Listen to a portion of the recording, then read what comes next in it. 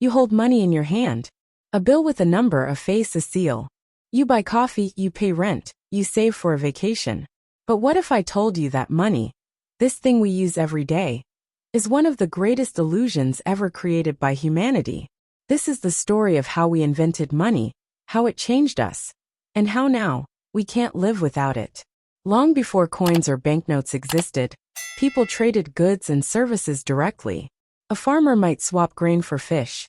A shoemaker might exchange a pair of boots for meat. But barter had one big problem. Finding someone who had what you wanted, and wanted what you had, wasn't always easy. Archaeological discoveries, like the Ashango bone from around 18,000 years ago, suggest that even ancient people developed systems for tracking obligations and debts. Over time, people began using certain items as universal mediums of exchange. Things like cowrie shells, salt, cattle, and grain. In Mesopotamia, silver bars became the standard. In China, bronze knives and spades. In Africa, glass beads. These commodities had intrinsic value and were widely accepted across societies. Around 600 BCE, a major innovation emerged in Lydia, present-day Turkey. They minted the world's first true coins from electrum, a naturally occurring alloy of gold and silver. Meanwhile, in China, people crafted coins shaped like knives and spades, before moving to round coins with square holes. Coins made trade easier. Their weight and value were standardized, which eliminated much of the uncertainty of barter. But carrying coins was heavy and risky. By the 9th century in China, during the Tang dynasty, merchants started using paper notes as receipts for coin deposits held by trusted agents. Soon, the Chinese government began issuing its own official paper money, the world's first true banknotes. Paper money quickly spread, making trade lighter, faster, and far more convenient. In medieval Europe, things moved slower. Metal coins dominated commerce for centuries.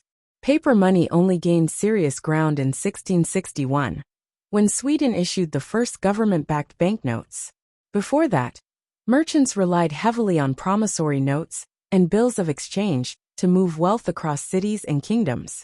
Across the ocean, early American colonies used whatever they could: tobacco, beaver pelts, even Spanish silver coins known as pieces of 8. During the Revolutionary War, the Continental Congress printed its own paper money, continentals.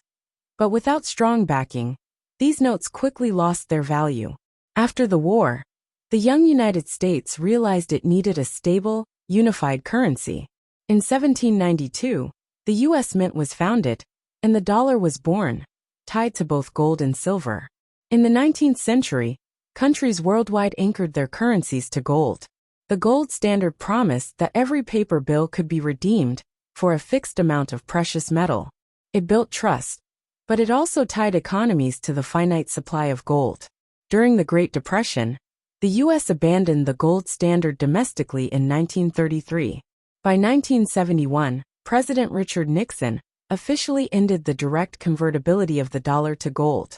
Money from then on became truly symbolic, its value determined not by metal but by trust. Today, most of the world's currencies are fiat money, currencies backed by nothing but the belief that they will hold value tomorrow. A $5 bill has no intrinsic worth. Its value exists because we all agree it does. But money kept evolving. In the 20th century, plastic cards emerged. Credit and debit systems allowed people to spend invisible money, and banks found new ways to issue credit on a scale never seen before. And then came the 21st century. Online banking, mobile wallets, cryptocurrencies. Money turned from something you could hold into something you could barely see. Bitcoin and blockchain technology challenged the very idea of centralized control over currency. Suddenly, anyone could theoretically create a new form of money, backed not by governments but by math. But while technology changed, human behavior around money stayed the same. We save, we spend, we borrow, we dream. Psychologists have found that handling cash activates different parts of the brain compared to swiping a card. Physical money feels more real, and spending it hurts a little more. Money isn't just economics. It's emotions. It's power. It's trust. A simple piece of paper, or a digital number on a screen, that determines whether you can eat, live, travel, or dream. Today, Over 2 billion people still live without access to formal banking. Meanwhile, global wealth inequality grows sharper every year. The top 1% of people now own more than half the world's wealth. Money is freedom for some, and a barrier for others. Throughout history, civilizations rose and fell based on how they handled money. Rome collapsed under inflation. The Weimar Republic in Germany spiraled into hyperinflation, where people carried wheelbarrows full of cash to buy a loaf of bread. Trust in money can build empires, and its collapse can destroy them. Yet despite its flaws, money remains one of humanity's greatest inventions.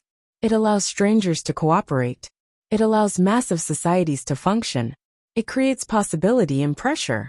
Every dollar you earn, spend, or save carries with it centuries of evolution, invention, revolution, and compromise. Every coin jingling in your pocket is part of a much larger story. So next time you swipe your card, pull out a bill, or glance at your bank balance, remember, money isn't just paper. It's an agreement. It's belief. And it's a reminder that some of the most powerful forces in the world exist only because we all choose to believe they do.